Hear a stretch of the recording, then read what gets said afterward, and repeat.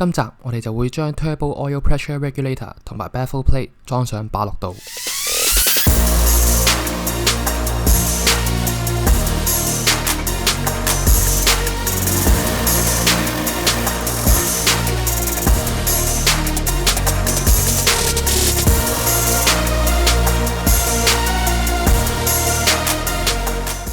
為咗預防隻 Turbo 再次因為高油壓而爆燒，所以就裝呢隻 Turbo Smart 出嘅 OPR 控制引擎入 Turbo 嘅油壓。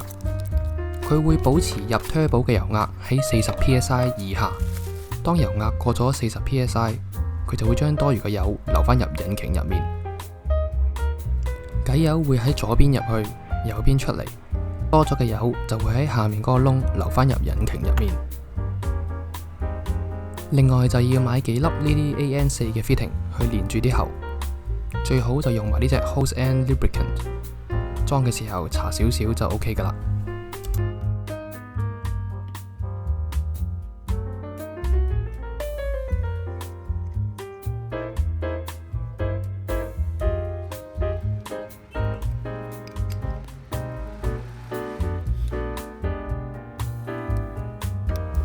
咁我就揾到呢個螺絲位去裝隻 OPR， 咁鬆咗粒螺絲裝返落去就 OK 㗎喇。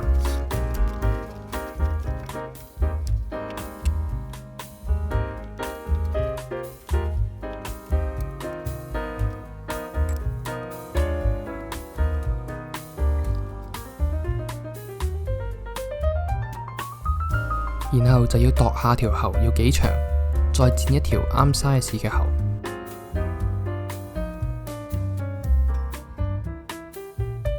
諗好要剪幾長之後，就可以揾呢隻剪 hose 嘅鉗去剪佢啦。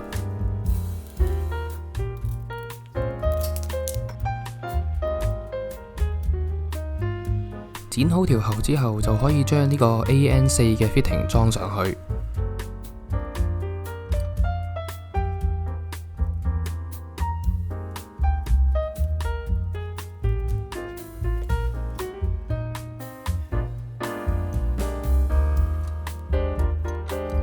咁確保條喉已經頂到佢個 fitting 入面最入嘅位置，然之後就可以貼條膠紙上去啦。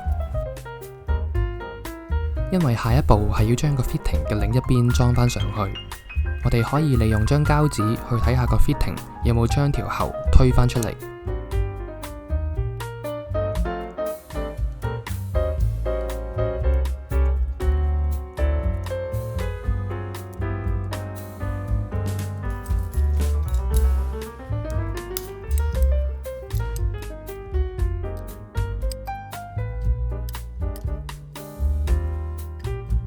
確定個 fitting 冇將條喉推出嚟，就可以搣咗張膠紙啦。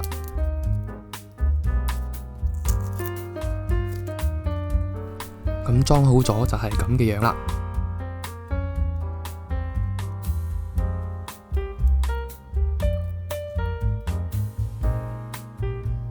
咁之後就係裝流返入引擎嗰條喉。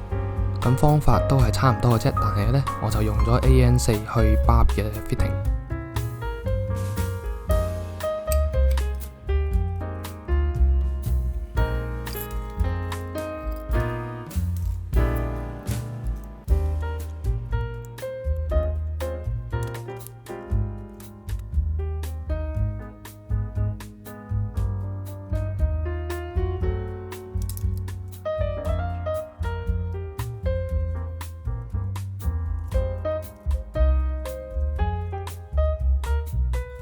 咁由於裝 OPR 係要拆 oil pan 嘅，咁我就順便裝埋呢隻 Baffle Plate 啦。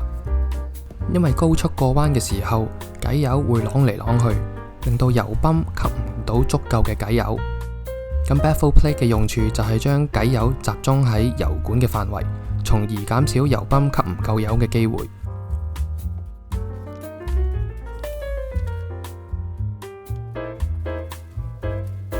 咁個盒入面除咗有 Baffle Plate、貼紙同說明書之外，仲有2塊厚啲嘅 gasket。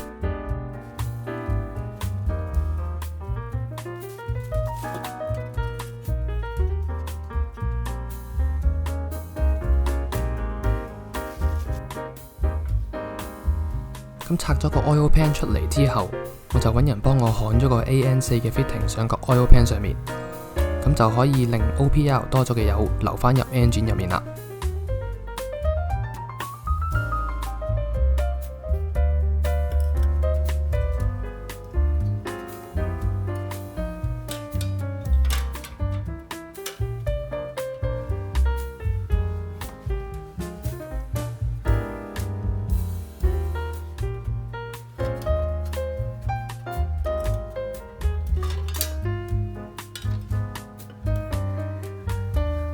可以睇到佢提供嘅 gasket 呢係厚過原裝嗰塊好多嘅。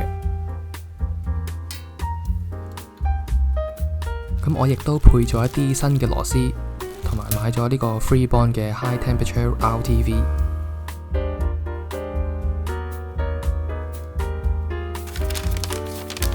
咁根據佢張說明書呢，裝嘅時候要喺4個表面都要搽 RTV 嘅。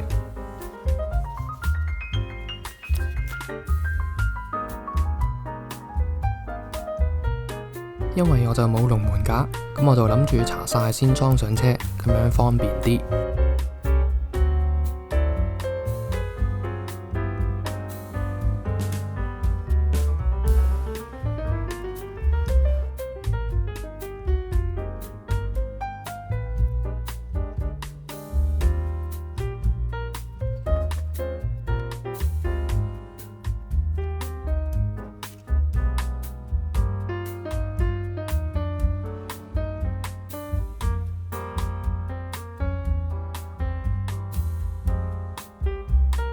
但係發現咁樣係裝唔到嘅，因為個 baffle plate 係會頂到條油管，然之後個 oil pan 就會頂到個底盤，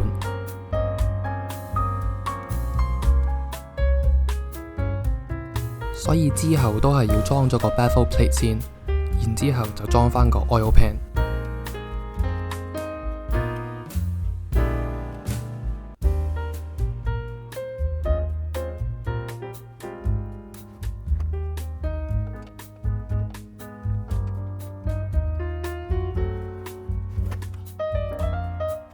裝好個 oil pan 之後，就可以上返啲螺絲啦。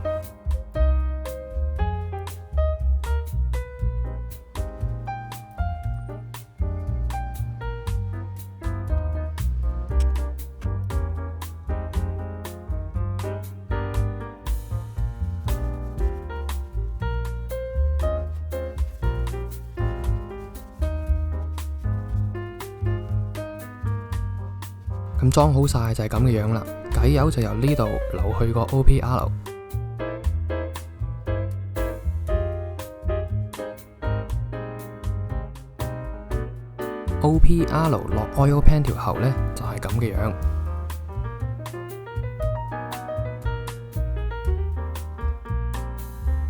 咁底油就由 OPR 嘅右邊流去 turbo 入面。